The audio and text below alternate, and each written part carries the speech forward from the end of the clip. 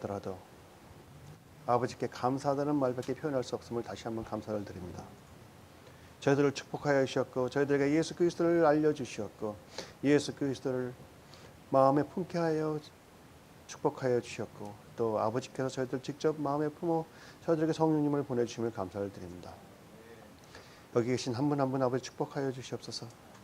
아버지의 축복의 축복을 누리며 살아가야 되는 아버지의 훌륭한 아들 딸들입니다. 오직 예수 그리스도만을 의지하여 하루하루 생활을 맞이하는 아버지의 귀한 딸들이여 아들이옵니다.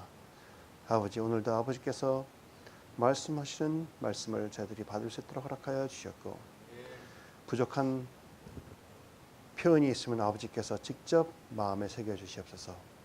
예수 그리스도의 이름으로 감사기도 드립니다. 아멘. 아멘. 오늘의 말씀은 The Defining Moments라고 제가 Defining Moments를 갖다 한국어로 표현하려니까 좀 애매하더라고요. 힘들고 그래서 운명의 순간이라고 제가 적었습니다.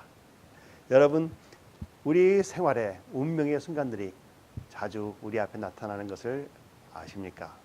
운명의 순간들은 하나님께서 우리에게 보여주실 때마다 우리 앞에 전개하여 주실 때마다 하나님께서 저희들을 하나님 앞으로 초청하는 시간이라고 말씀드립니다. 아멘. 그래서 오늘의 주제의 말씀 다시 한번 읽겠습니다. 여호와께서 그가 보고 돌이켜 오는 것을 보신지라 하나님이 떨기나무 가운데서 그를 불러 이르시되 모세야 모세야 하시매 그가 이르되 내가 여기 있나이다. 아멘. 여기서 모세야 모세야라고 하셨습니다. 그 모세야 모세야 이름 대신에 저희들의 이름을 한번 집어넣으면 어떨까요? 하나님이 떨기나무 가운데서 하나님이 지금 행하시는 환경 가운데서 저희들을 불러 이르시되 저 같은 경우는 전 아니면 인근아 하시매 그가 이르되 제가 여기 있나이다 하는 것입니다. Defining moments. 그러니까 운명의 순간. 운명의 순간이라는 것은 항상 우리들 앞에 다가오고 있습니다. 어쩌면 평생에 한 번이 있을 수도 있고 어쩌면 매달 운명의 순간이 나타날 수가 있겠죠. 만일 여러분이 하나님께서 여러분 앞에 나타내시는 그런 운명의 순간이 여러분 앞에 있다면 여러분은 어떻게 답을 하시겠습니까? 모세는 내가 여기 있나이다 하고 답을 했습니다.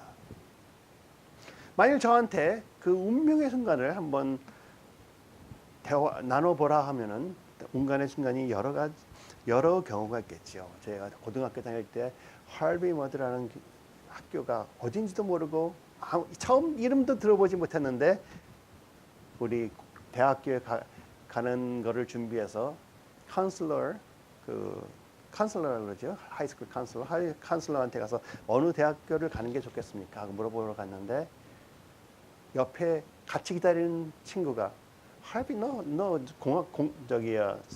수학 좋아하잖아. 그리고 과학적으로 좋아하잖아.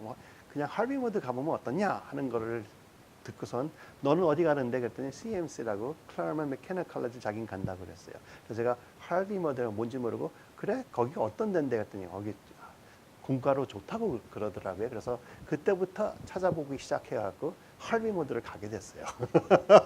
그래서 할비머드 갔더니 너 무슨 대학교를 다니냐 그래서 할비머드 다닌다 그랬더니 할비머드 다닌다 그랬더니 거의 모든 사람들이 하버드 가느냐. 하버드 아니고 할비머드라고. 할비머드는 어디 있는 거냐? 저기 클래먼트 조그만 학교라. 진짜 조그만 학교였어요. 1학년 전체 학생 수가 154명이 1학년 입학생이었고 그 학교 전체 1학년부터 4학년까지 약 한 600명 남짓하는 그러한 약 600명이 아니죠. 143회 그다음에 한 100명, 80명, 한 250, 한 300명 정도 되는 그러한 교회를 나왔습니다. 그러한 학교를 나왔습니다. 할비먼. 그런데 거기 나온 게 아주 나중에 보니까 참 다행이더라고요. 할비먼드 모르시는 분은 너무 신경 쓰지 마세요. 저도 신경 안 쓸 테니까. 그러나 공대로서는 조금 알아주더라고요. 저도 모르고 들어갔는데 나중에 보니까 좀 알아주는 학교였어요. 그리고 목사로서 그 운명의 순간이 언제였느냐 하고 만약 물어보신다면 생생히 기억나는 것은 제가 엔지니어로 할비마다 졸업하고 엔지니어로서 8년 동안 인공위성 만드는 엔지니어로 근무한 거 아시는지 모르겠지만 그러면서 JPL도 가고 케이크나블 가서 스페이스크래프트 런치하는 것도 보고 그러는 생활을 하다가 갑자기 변호사 한번 해볼까 하는 사실 변호사 생각하는 그것도 제가 한 게 아니에요. 생각해 보니까 저는 그냥 엔지니어로 저기 옛날에 휴스 에어크래프트하고 들어보셨나요? 휴스 에어크래프트라서 인공위성 만드는 거기서 5년 근무하다가 그 다음에 동부로 갈 기회가 있어서 직장을 동부에서 우리 미실 목사께서 필라델피아를 가게끔 돼갖고 필라델피아 근처에 직장을 찾아왔어요. 그랬더니 거기에 RCA라고 휴스하고 완전히 경쟁하던 그런 회사가 있었습니다. RCA로 가서 또 인공위성을 3년 동안 만들게 됐습니다. 그리고 인공위성을 3년 동안 만드는 사이에 그 RCA가 제너럴 일렉트릭이 사버렸어요. 그래서 GM이 됐어요. 또 갑자기. 그러면서 이제 미드레벨 매니지먼트로 들어갈 기회가 있어서 저는 항상 매니지먼트 쪽으로 생각하고 있었기 때문에 그러면서 MBA도 했었고 그래갖고 미드레벨 매니저로 일하고 있다가 갑자기 미셸 목사께서 말씀하시기를 엔지니어링 생활 어떠냐 그래서 좀 따분하다. 뭐 진짜 하는 건 좋았어요. 재밌었고 그렇지만 항상 엔지니어링 생활하는 걸 보니까는 어땠냐면은 아무리 인공위성 최첨단 인공위성을 만든다 하더라도 했던 거에서 약간 개발하는 거. 그래서 여기서도 개발하고 여기서도 개발하고 조금씩 진보된 걸 종합하니까는 인공위성 전체가 많이 진보가 됐다 하는 그런 형식이기 때문에 매일 하는 게 거의 비슷했습니다. 그래서 다른 거 한번 생각해 보겠냐 그래서 한번 생각해 볼까? 그러면 내가 엔지니어로 8년 근무하다가 할 수 있는 것이 무엇이냐 하고 생각해 볼 때 딱 두 가지밖에 안 나오더라고요. 하나는 의사가 되는 것이고 하나는 변호사가 되는 것이에요. 한국 사람이니까 그렇죠? 사업한다고 생각을 못했습니다. 그래서 제가 생각하기에 의사가 되려면 생물학 같은 것도 공부를 했었는데 저는 그쪽으로 기초가 너무 없기 때문에 그러면 변호사 한번 트라이 해보겠다 해갖고 원서를 집어넣은 다음에 학교가 돼서 변호사가 됐습니다. 변호사가 돼갖고 이제 3년 동안 열심히 학교를 다녔죠. 그래서 3년 그 사이에 처음으로 공부를 하기 시작했습니다. 변호사하면서 이제 법대 다니면서 공부 안 하면 안 되니까. 그래서 변호사 공부를 한 다음에 3년 동안 공부에 집중한 때가 그때 처음이었어요. 그래서 3년 동안 법대 나오고 그 다음에 또 3일 동안 시험을 보잖아요. 그렇죠? 법대 이제 bar 시험이라고 그러는데 변호사 되는 시험을 3일 동안 보고 3일 동안 보는데 호텔에서 있으면서 3일 동안 봤습니다. 왜냐면은 파사디나에서 시험을 봤지만 다이몬바에서 왔다 갔다 하면서 만일 트래픽에 걸려서 시험 시간에 늦으면 큰일 나기 때문에 호텔에서 3일 있으면서 시험을 봤습니다. 그래서 열심히 시험을 보고 이제 겨우 다 끝났다 하고 호텔에 체크아웃하고 집에 오는데 집에 와서 이제 앞에 이제 집에 들어가기 전에 우체통이 있잖아요. 우체통에 뭐가 있나 이렇게 딱 여는데 우리 아들 둘이 그때 5살, 6살, 5살인가? 5살, 4살인가 그래요. 94년이었으니까는 5살, 4살이었어요. 6살 딱 됐고 5살이었구나. 5살 둘이 막 뛰어나와서 아빠 하면서 반겨주는데 저는 이제 메일을 뽑고 있었죠. 그러면서 이제 아이들이 오니까는 기쁘게 보는데 우리 둘째 아들이 딱 보더니 요만했죠. 저를 이렇게 보더니 아빠 목사님 같아요. 아니 걔가 목사가 어떤지 어떻게 알아? You look like a pastor. 영어로 했죠. 그러니까 5살짜리니까. 그때 제가 하나님, 제가 지금 3년 동안 법대 다녀서 고생하고 왔는데 그리고 시험 딱 끝났는데 목사로 부르시는 것입니까? 하고 한번 질문은 던졌어요. 그게 저한테의 하나의 그 운명의 순간이 아니었나 생각합니다. 그 다음에 그렇다고 제가 목사로 부르십니까? 그걸 갖다 계속 추구하며 따라가지는 않았습니다. 변호사로서 이 법대 아니 저기 변호사로서 직장에 있었으니까 이제 직장 다니면서 그러는데 하나님께서는 제가 질문한 것을 그러니까 하나님께서 보여주신 거죠. 그래서 질문한 것을 너무 저는 그냥 쉽게 생각하고 그냥 질문만 했는데 그 다음부터 진짜 생각지도 않았던 일들이 펼쳐지기 시작하더라. 그게 94년 7월이었죠. 그렇죠? 근데 94년 7월 달 토론토를 가게 되고 아예 모르면서 가게 되고 그 다음에 1월 달부터 파스테라의 그 리바이벌을 참여하게 됐죠. 그러면서 한 1년 후에 한 몇 개월 후에 우리 제가 섬기는 교회 삼성장로교회 신원기 목사님 심호하시는데 아주 친하신 분이 한 분 계셨어요. 배효식 목사님인데 배효식 교수님이었죠. 신학교 교수니까 저한테 박 집사, 당신 자네 같은 친구는 신학교를 가야 된다 하고 그렇게 말씀을 하시더라고요. 아니 내가 왜 신학교를 가? 열심히 공부한 다음에 그런데 그러면서 원서를 딱 주시더라고요. 그래서 원서가 아주사 패시픽 유니버시티 그 원서를 딱 주시더라고요. 그때 거기서 교수를 하고 계셨으니까 그래서 그건 던져버렸어요. 그냥 던져 어디에 던졌냐면 제 책상 위에 던졌어요. 저는 책상 위에 던지면은 어떤 때 그게 다시 돌아오더라고. 책상에 던졌어요. 던지고서 뭐 3개월, 6개월 거의 한 1년 정도 지나가면서 자꾸 그게 보이기 시작해서 그럼 한번 미셸 목사와 대화하고 한번 그냥 신청을 해보자 하고 신청했더니 또 오라고 그러잖아요. 그러니까는 근데 저는 그때는 벌써 좀 익숙한 게 있었어요. 제가 엔지니어 하면서 학교를 한 학기에 한 과목씩 하는 거를 계속 했었습니다. 여러분 티끌 모타샤라는 말씀 들어보셨죠? 한 학기에 한 과목씩만 해도 석사학위는 5년이면 나옵니다. 아세요?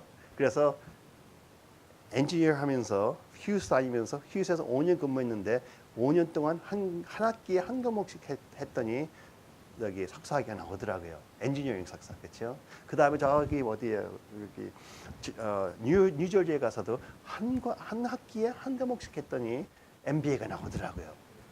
여러분 하십시오. 한 학기에 한 과목씩만 해도 5년, 10년 되면은 어떤 학이라도 나온다는 거 믿으십니까? 그래서 변호사인 다음에 특히 제가 로우 퍼머시에 다다가 제 개인 오피스를 차리니까 처음에는 그렇게 바쁘지가 않았어요. 그렇죠? 그러니까는 한 학기에 한 과목 하는 건 부담이 없겠다. 하고 또 하기 시작했더니 또 그게 이렇게 목사 안수까지 연결이 되었습니다. 그럼으로써 하나님께서 그 어린아이를 통해서 갑자기 아빠 목사님 같아요. 그 말 하나가 우리의 미래를 바꿔놓을 수 있다는 것을 말씀드리고 있습니다. 그러면서 여러분께서는 혹시 여러분 생활하시는데 갑자기 엉뚱한 일이 일어난다. 한번 주님께 한번 여쭤보게 질문을 한번 해볼 수 있는 기회가 주어졌다고 생각하시고 하나님께 한번 여쭤보십시오. 영어로 하면 What are you talking to me? What are you telling me? 너한테 보여주신 것이 무엇입니까? 그래서 오늘은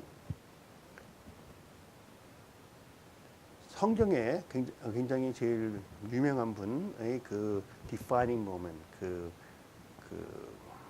운명의 순간에서 한번 같이 보기로 하겠습니다. 출애굽기 3장 1절부터 3장 2절로 3장 1절부터 12절까지 가겠는데 같이 교독을 하고 싶습니다.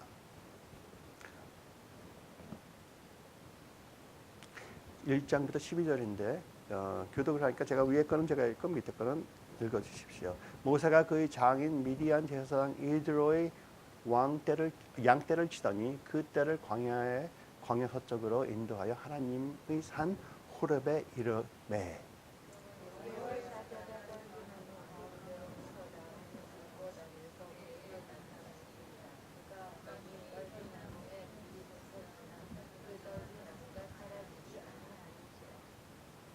이에 모세가 이르되 내가 돌이켜 가서 이 큰 광경을 보리라. 떨기나무가 어찌하여 타지 아니하는고 하니 그때에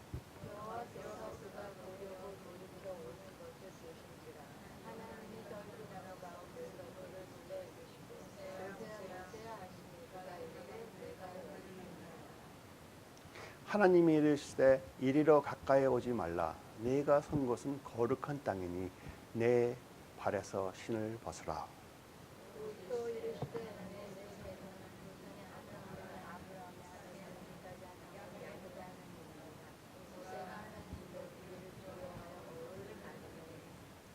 여호와께서 이르시되 내가 애굽에 있는 내 백성의 고통을 분명히 보고 그들이 그들의 감독자로 말미암아 부르짖음을 듣고 그 근심을 알고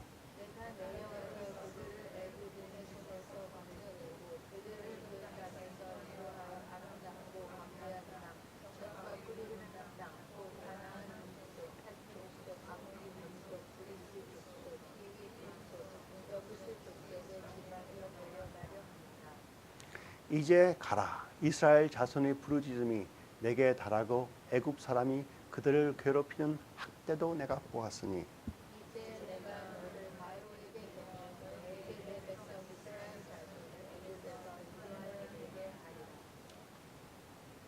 모세가 하나님께 아뢰되 내가 누구이기에 바로에게 가며 이스라엘 자손을 애굽에서 인도하여 내리이까.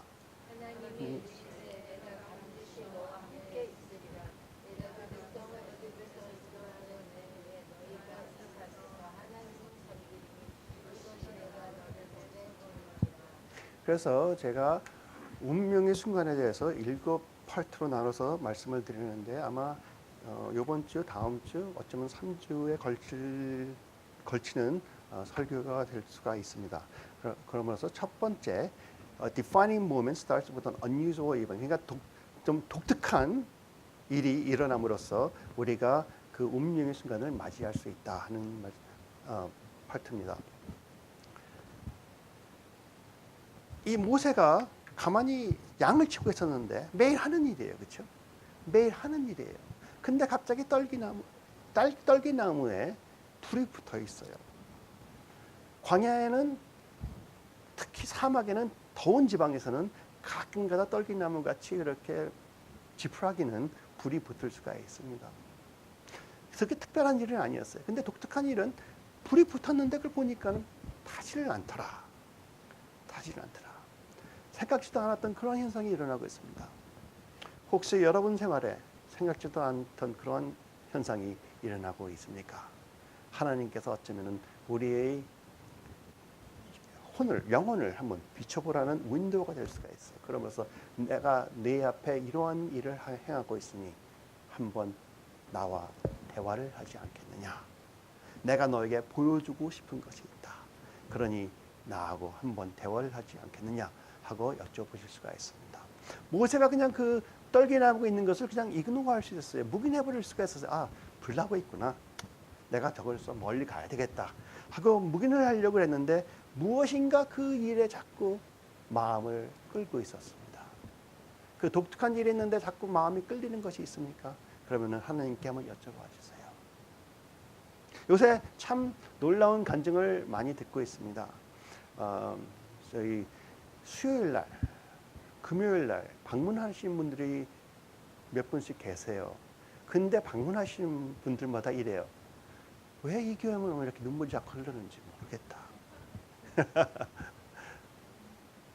그래서 금요일 날 한 분은 눈물이 자꾸 흘러서 울지 않으려고 1시간, 2시간 동안 싸우고 있는 거래, 자기가. 그래서, 아이, 그러면 우세요. 하나님 앞에서 우세요. 그래서 목사님, 왜 그렇게 울게 됩니까? 성령님께서 어루만지고 계시니까 눈물이 나지 않겠습니까? 할렐루야. 지금도 성령님께서 여러분을 어루만지고 계신다는 것을 믿으십니까?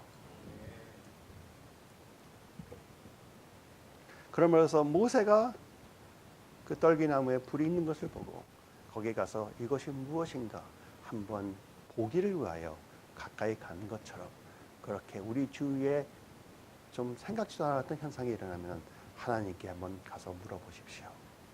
아버지 지금 이거는 생각지도 않았는데 내가 일으킨 일도 아니고 원했던 일도 아닌데 왜 갑자기 이런 일이 저 앞에 보입니까? 아버지 무슨 말씀을 하고 계시는 것입니까? 하고 한번 여쭤보면은 하나님께서 답을 해주실 것을 믿습니다. 아까 조금 전에 제가 간증한 것도 간증한 것 같이 저에게 그 운명의 순간은 굉장히 보통 평범한 생활에서 일어나는 거였어요. 그렇죠? 집에 왔는데 어린애가 뛰어나와서 아빠 목사님 같아요. 혹시 여러분한테 그러한 시간이 주어진 적이 있습니까? 그러한 시간을 그냥 소홀히 보냈다 하더라도 그러한 그 순간을 소홀히 보냈다 하더라도 지금도 늦지 않았습니다. 하나님께 한번 여쭤보세요. 무슨 말씀을 하고 계십니까? 근데 두 번째로 그 운명의 순간은 항상 저희 생활이나 저희 주위에 있는 사람들의 생활을 이렇게 쉐이킹이 될 때 일어난다는 것입니다. 그러니까는 흔들어진다. 불안정할 때. 모세 같은 경우는 그 환경이 자기 생활은 평범했어요. 그냥 양을 치고 있었지만 누구의 생활이 막 흔들리고 있었습니까? 이스라엘 백성들의 생활이 완전히 그냥 몰락해갖고 하나님께 울부짖는 그 시간이 절정에 닿았었습니다. 그렇죠? 출애굽기 3장 7절을 보면 하나님께서 이렇게 말씀하십니다. 여호와께서 이르시되 내가 애굽에 있는 내 백성의 고통을 분명히 보고 그들의 감독자로 말미암아 부르짖음을 듣고 그 근심을 알고. 참 놀라운 말입니다. 애굽에 있는 하나님의 백성들이 고통을 하여 하나님께 울부짖은 그 시간이 적어도 40년 이상이 된다는 거예요. 그러나 이때 하나님께서 하나님의 때 갑자기 모세에게 새로운 환경을 보여주시면서 말씀하시기를 내가 애굽에 있는 내 백성의 고통을 분명히 보고 그들이 그의 감독자로 말미암아 부르짖음을 듣고 그 근심을 알고 내가 너를 부른다 하는 말씀을 주십니다. 어떤 때는 우리 주위에 있는 그 고통, 내 고통이 아니라도 사랑하는 사람의 고통이나 주위에 있는 그 사람들의 고통이 포착되자마자 그게 없어지면 얼마나 좋을까요? 근데 그 시간이 오래 걸릴 때가 있습니다. 왜 그런지는 모르겠어요. 그러나 하나님께서는 항상 하나님의 시간이 있는 것을 우리가 이해를 해야 되는 것이죠. 그러면서 저희가 생각해 봐야 되는 말씀이 요한복음 15장 1절 2절이죠. 나는 참 포도나무여 내 아버지는 농부라 무릇 내게 붙어 있어 열매를 맺지 아니하는 가지는 아버지께서 그것을 제거해 버리시고 무릇 열매를 맺는 가지는 더 열매를 맺게 하려 하여 그것을 깨끗하게 하시느니라. 한번 생각해 보세요. 열매를 맺지 않는 가지가 있으면 그것을 제거한다면 아픔이 있겠습니까? 없겠습니까? 아픔이 있죠. 그러나 하나님께서 그것을 하시는 이유는 무엇 때문에요? 열매를 맺게 하기 위해서. 더욱더 큰 열매를 맺게 하기 위해서. 더욱더 큰 열매라 하면은 우리는 보통 어떠한 성과 같은 것을 생각할 때가 많은데 진실한 열매는 무엇입니까? 여러분이 하나님의 모습으로 변하게 하기 위해서.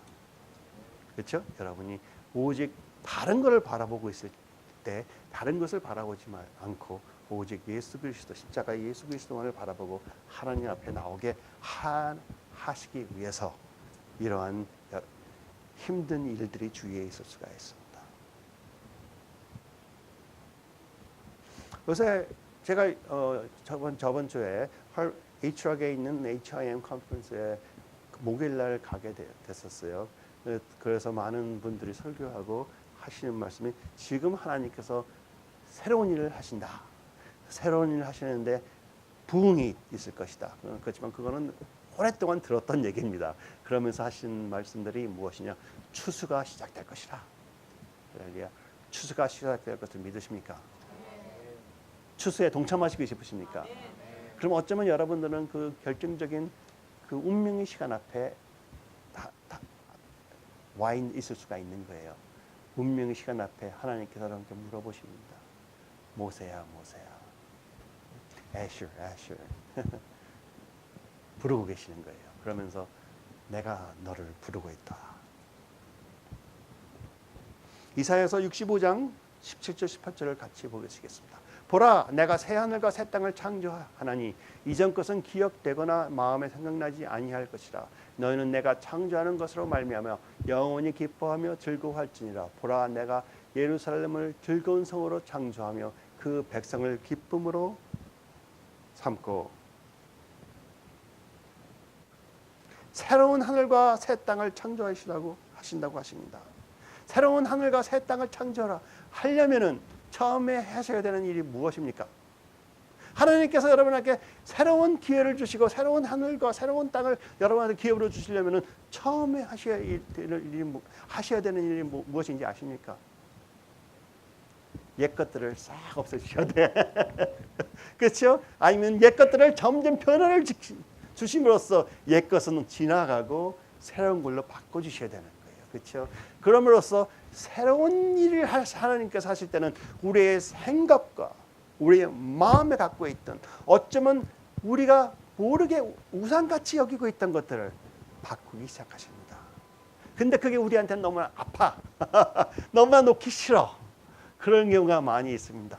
그러나 그때 저희 한 분 한 분에게 주님께서 너는 나를 믿느냐? 왜? 하나님께서 우리에게 갖고 계시는 마음은 항상 이 마음이시기 때문에요. 너희를 향한 나의 생각을 내가 아나니 평안이요 재앙이 아니니라. 너희에게 더 좋은 미래와 희망을 주는 것이니라. 아멘. 우리 눈앞에는 보이지 않지만 더 좋은 미래와 희망을 주시는 것이에요. 우리 주위에 있는 그 흔들리고 쉐이킹이 있다 하면 우리가 만든 게 아닐 경우가 너무 많습니다. 갑자기 엉뚱한 게 찾아와요.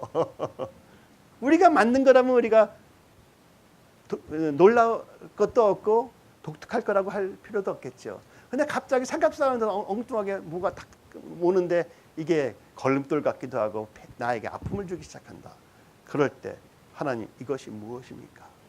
혹시 저희 옛 것을 없애시면서 새로운 것으로 만들고 계십니까?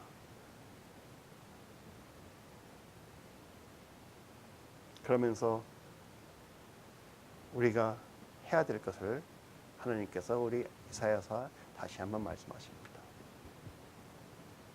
너희는 내가 창조하는 것을 말미암아 새로운 일을 하는 것을 말미암아 무엇을 하라고 하세요? 영원히 기뻐하며 즐거워할지라. 아니 나는 고통이 있고 아픈데 영원히 기뻐하며 즐거워할지라 하십니다. 왜 그러실까요?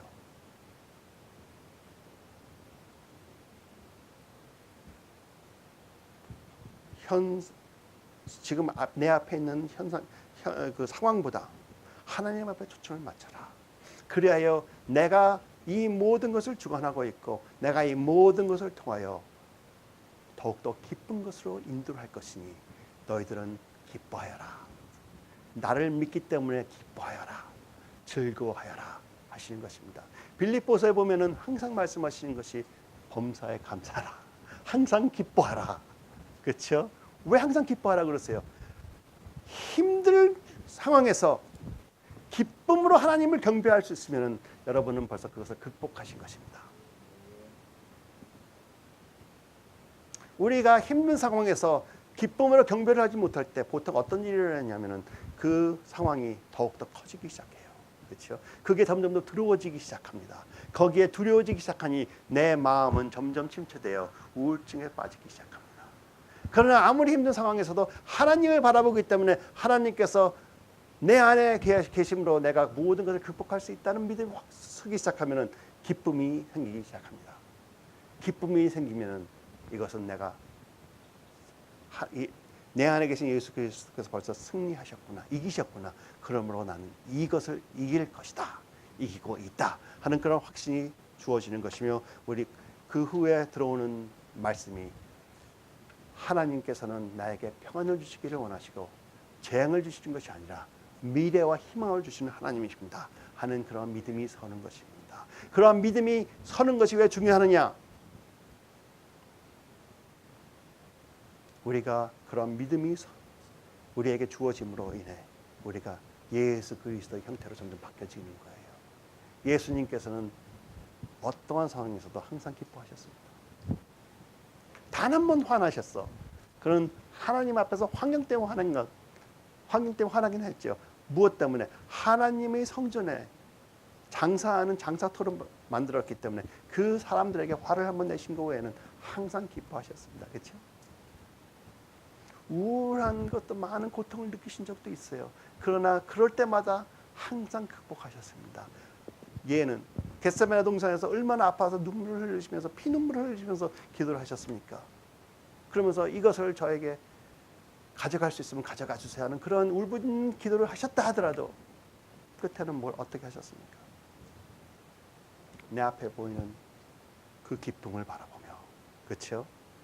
내 앞에 보이는 기쁨을 바라보며 내가 사랑하는 내 딸이 구원을 받고 나와 동행하는 삶을 살고 성령님이 그에게 부어져서 나와 같은 모습으로 변하는 그 변화되는 모습을 보고 새롭게 하나님께서 창조하신 것을 보심으로써 기쁨으로써 아버지, 제가 이 땅에 보내진 이유가 바로 이것이니 제 뜻대로 하지 마, 제 원함대로 하지 마시고 아버지의 뜻대로 하옵소서.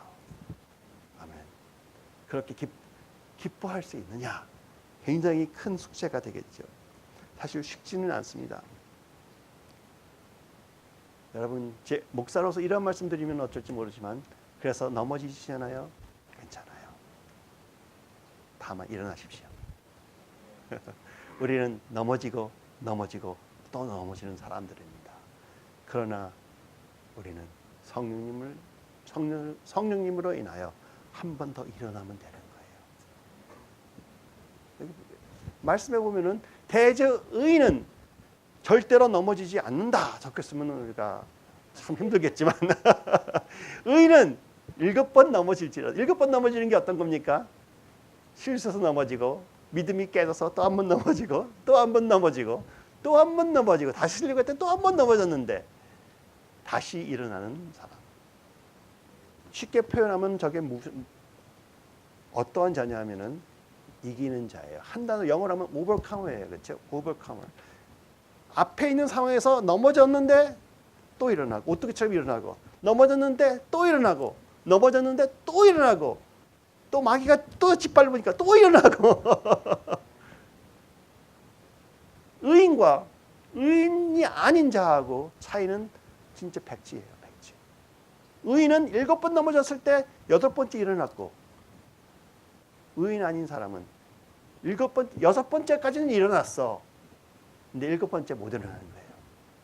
그러니까 지금 어떤 상황이 있더라도 오늘 일어날 수 있으면은 하나님의 믿음을 소유해서 믿음으로 극복하는 자이기 때문에 이기는 자가 되는 것입니다.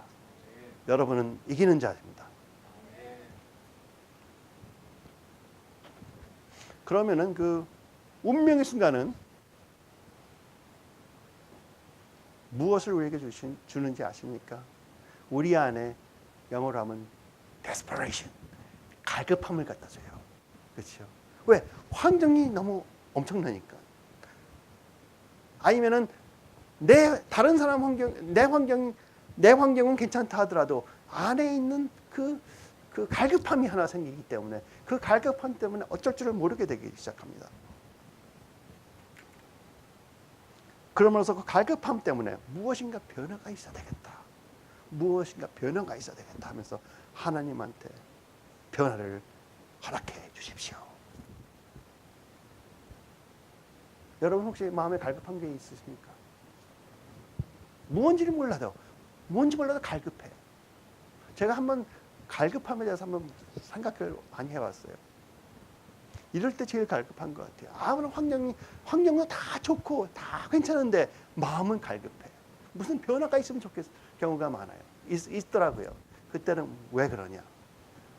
하나님께서 성령님께서 저희 영에 하나님의 비전을 보여주세요. 그렇죠?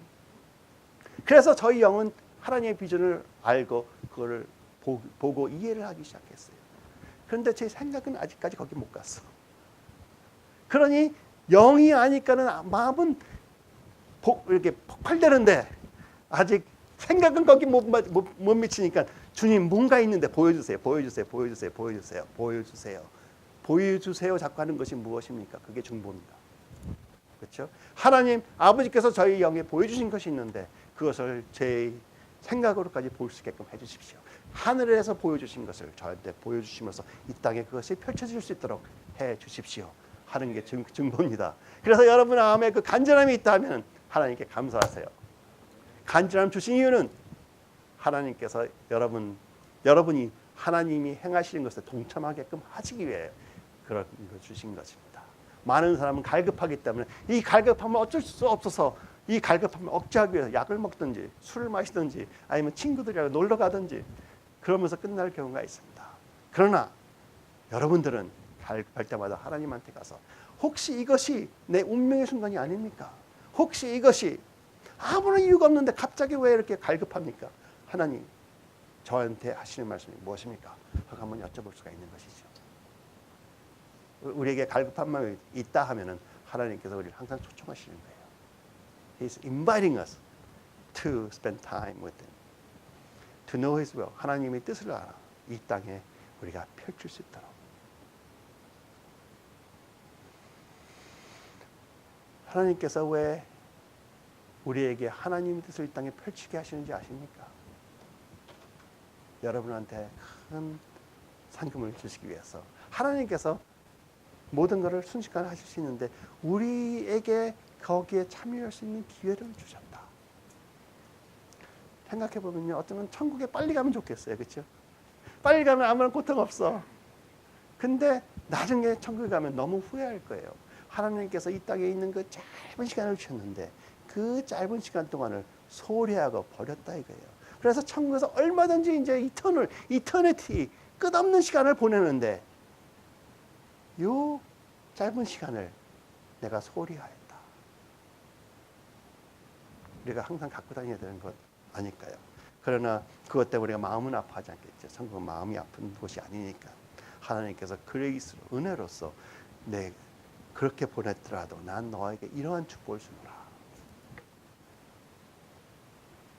그럼으로써 우리 마음에 갈급함이 있을 때는 마태복음 5장 3절의 말씀처럼 심령이 가난한 자는 복이 있나니.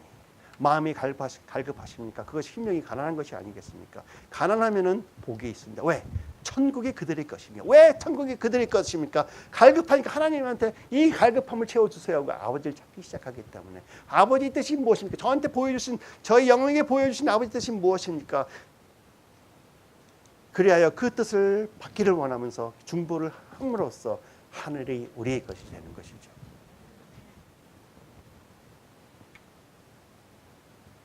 그러면서 간구하면서 마음이 청결한 자는 복이 있나니 그들이 하나님을 볼 것이며. 성경에 그 베데스다 그 호수에 그 우물가에 있는 오랫동안 38년 동안 일을 하지 못한 사람이 있잖아요. 응? 그래야 그 사람이 오늘도 그 물이 요동되는데 들어가지 못해서 걱정하고 기밥하고 있을 때 하나님께서 그냥 찾아오셨어요. 그렇죠? 하나님께서 그냥 찾아오셔갖고 축복을 주신 경우가 있습니다. 그러나 그것은 하나의 예고. 모든 사람들이 하나님을 만날 때는 다 갈급함이 있었어요. 어느 정도 갈급함이 있었느냐? 뭔지 몰라도 하나님한테 끌리는 그러한 갈급함. 바로 여러분과 저희가 갖고 있는 그러한 갈급함. 특히 우리 성령님이 우리 안에 거하심으로써 하나님께서 하나님께 주시는 그 비전과 하늘나라의 뜻을 우리에게 먼저 보여주시는 사람들에게는 갈급함이 있지 않을 수가 없습니다. 왜? 영은 봤는데 아직 현실로 안 나타나고 있으니 얼마나 갈급해요. 여러분, 하나님께서 이렇다고 하나님께서 말씀으로 선포한 그것은 벌써 영은 알고 그것의 깊고 넓고 놀라운 사랑과 그 아버지 뜻을 알고 있는데 현실로 안 나타나고 있어. 얼마나 갈급해요. 아직 어리면은 그 이해가 좀 안 되겠지만 나이가 좀 있는 분은 이해할 거예요. 그 갈급함이 보통이 아니거든요. 갈급한 자는 복이 있나니 천국이 그들의 것입니다.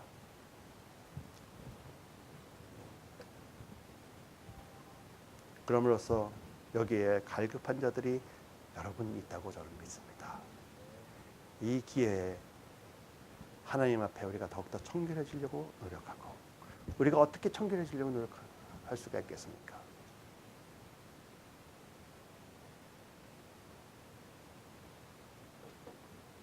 여러분이 바로 청결해지는 방법은 단 하나예요. 십자가. 예수 그리스도만 바라봐야 돼요. 여러분의 의가 오직 예수 그리스도로부터 와야 돼요. 그래서 내가 백일 기도한다 생각 버리세요. 하나님께서 하라 하시면 열심히 하세요. 기도가 여러분을 구원해준다 생각하면 안 돼요. 마음이 청결한 자는 복이 있나니 그들이 하나님을 볼 것이요. 하나님을 보는 자는 누구예요? 오직 거듭난 자. 거듭난 자는 어떤 사람입니까? 거듭남을 오직 예수 그리스도에 의지한 자. 그렇죠? 그러면서 여러분은 하나님께서 선택하셔서 여러분에게 예수 그리스도를 계시로 보여주신 분들입니다. 그러므로 우리의 우상, 종교적인 우상을 다 내려놓고, 그렇죠? 내가 아버지 앞에 나갈 수 있는, 아까 찬양도 있었어요. 내가 아버지 앞에 나갈 수 있는 것은 단 하나, 예수 그리스도의 의라. 그럼으로써 예수 그리스도의 의로 나가기 때문에 아버지가 주셔도 그만, 안 주셔도 그만. 그러나 나한테는 갈급함이 있습니다. 왜? 아버지께서 약속을 보여준 것이 있기 때문에. 그래야 내가 내 영과 내 생각이 하나가 될 때까지 하늘나라의 아버지께서 원하신 그 뜻을 이 땅으로 끌어내리겠습니다. 할렐루야. 우리는 갈급한 자들입니다. 여러분이 마음이 갈급하지 않았으면 파더스 하우스 안 오셨어. 파더스 하우스 너무 이상한 곳이에요. 온 사람들은 전부 다 갈급한 자들이야.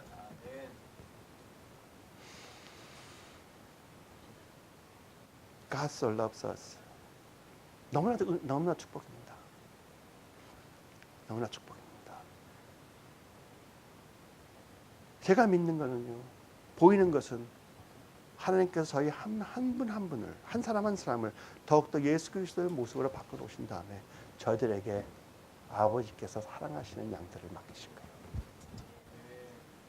그게 우리 모습이 구역선이든 아니면 사회에서 일하는 일터든 상관없이 여러분한테 맡기실 것입니다.